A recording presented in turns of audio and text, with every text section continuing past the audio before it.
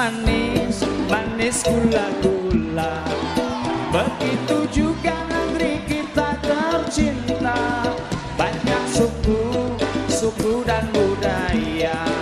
Ada Jawa, Sumatera sampai Papua. Assalamualaikum warahmatullahi wabarakatuh. Bagaimana kabarnya sobat? Tentunya selalu sehat dan selalu semangat. Sobat, kita lahir tumbuh di Indonesia, negara yang besar, negara yang mempunyai jumlah penduduk luar biasa banyaknya, memungkinkan kita untuk berkelompok, memungkinkan kita untuk membuat sebuah perkumpulan. Wal takum minkum ummatun ilal khairi wa ya'muruna bil ma'ruf wa yanhauna 'anil munkar wa ulaika humul muflihun. Adakah sekelompok di antara kamu yang mengajak kepada kebaikan dan mencegah kepada kemungkaran? Semoga kita termasuk bagian kelompok yang mengajak kebaikan dan mencegah kepada kemungkaran. Karena begitu besarnya wilayah Indonesia, banyaknya suku, agama, bahasa, ras, menjadikan kelompok-kelompok tersebut ingin menunjukkan eksistensinya. Di sisi lain, permasalahan muncul dengan adanya kelompok atau organisasi, baik itu organisasi sosial kemasyarakatan maupun keagamaan, yang menganggap bahwa orang lain atau kelompok lain yang tidak sesuai dengan pendapatnya, tidak sesuai dengan visi dan misinya adalah kelompok yang salah. Koridor ini yang menjadikan gejolak yang ada di Indonesia. Banyak sekali kelompok-kelompok yang tumbuh, dan itu memungkinkan warga masyarakat yang awam menjadikan tumpuan.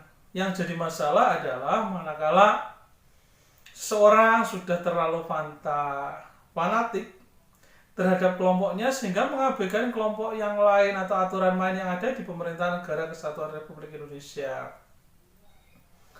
Sehingga muncul beberapa komunitas. Komunitas ini ada yang ingin melepaskan dari negara Kesatuan Republik Indonesia.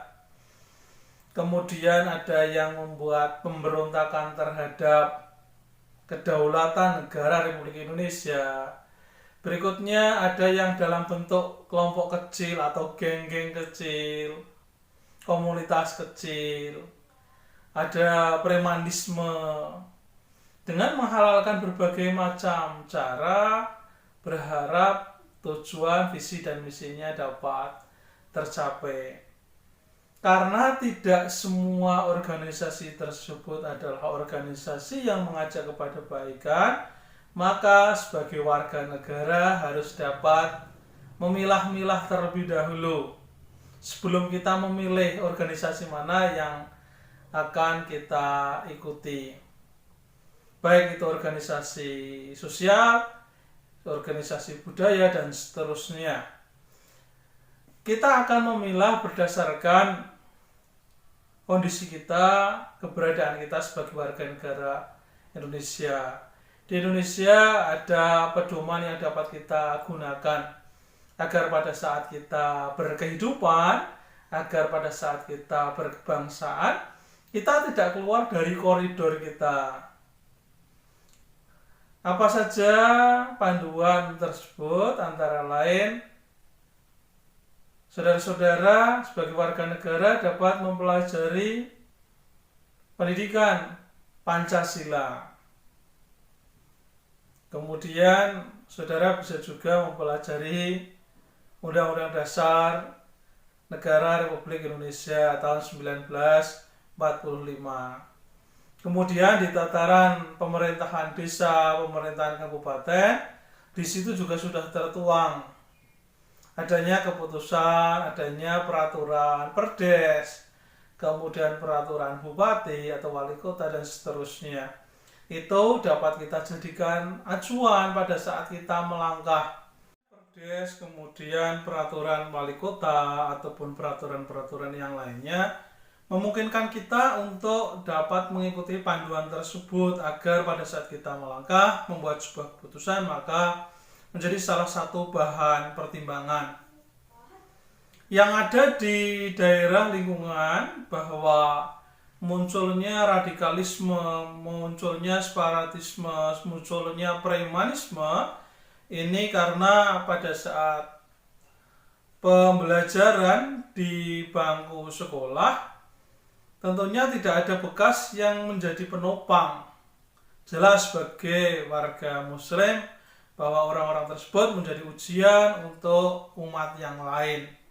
Namun demikian, pembelajaran senantiasa mengedepankan faktor etika dan faktor estetika, sehingga pada saat siswa yang nantinya akan tumbuh besar menjadi warga masyarakat, itu mempunyai jiwa nasionalisme, jiwa patriotisme, kemudian cinta kasih kepada sesama, yang memungkinkan tidak lagi mengadakan perdebatan, perkelahian maupun adanya sekelompok orang yang mengajak kepada kesalahan, tetapi menjadikan banyaknya organisasi, banyaknya golongan ini menjadi salah satu kekuatan yang besar di negara kesatuan Republik Indonesia.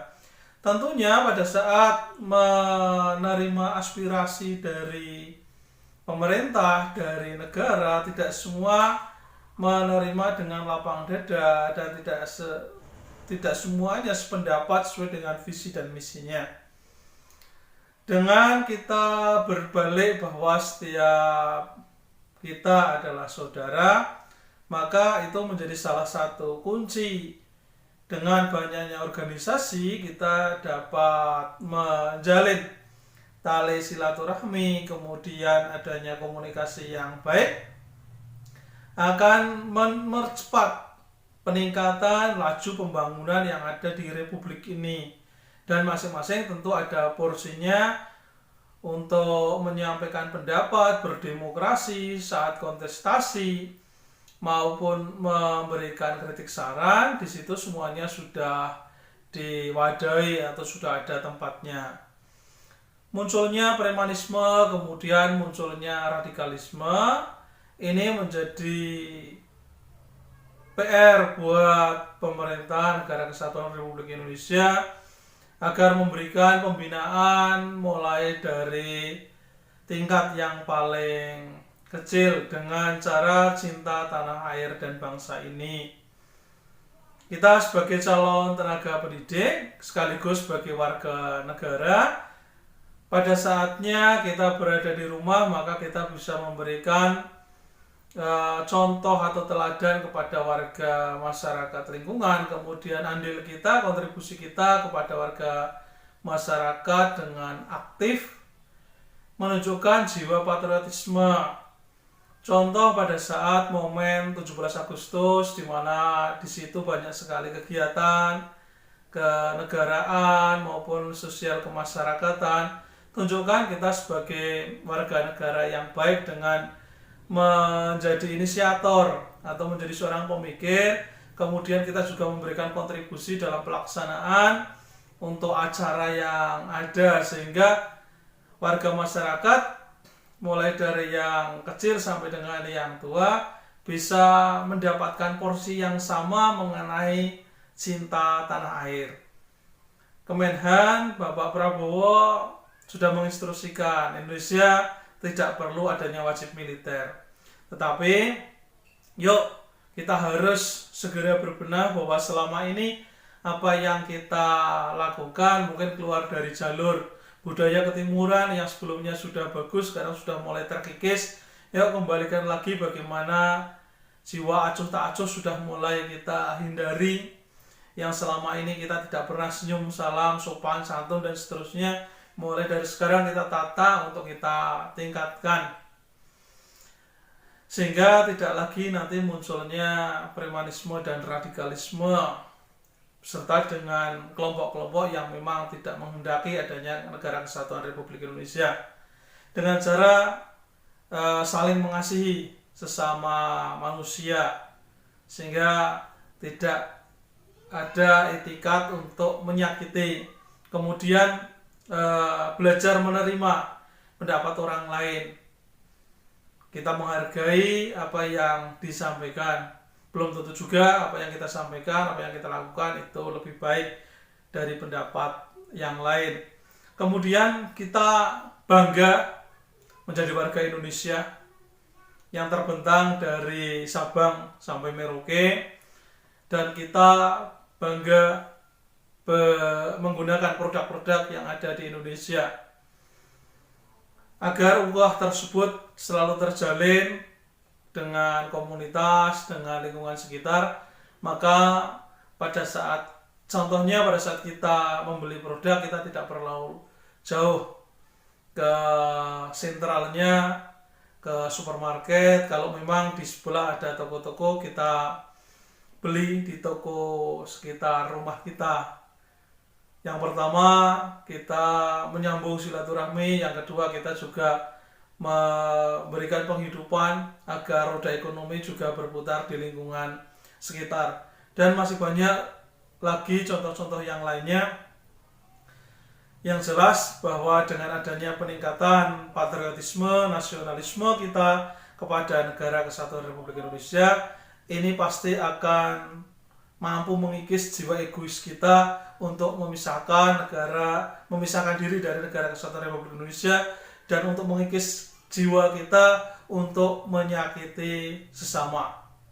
Demikian yang dapat saya sampaikan. Semoga materi ini dapat bermanfaat buat kita semua untuk melangkah ke depan menjadi warga negara Indonesia yang baik dan memberikan kontribusi kepada nusa dan bangsa ini, agar Indonesia ke depan dapat lebih tertata, lebih indah, lebih nyaman, kemudian bisa gemah ripah loh jinawi.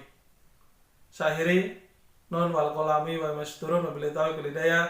Assalamualaikum warahmatullahi wabarakatuh.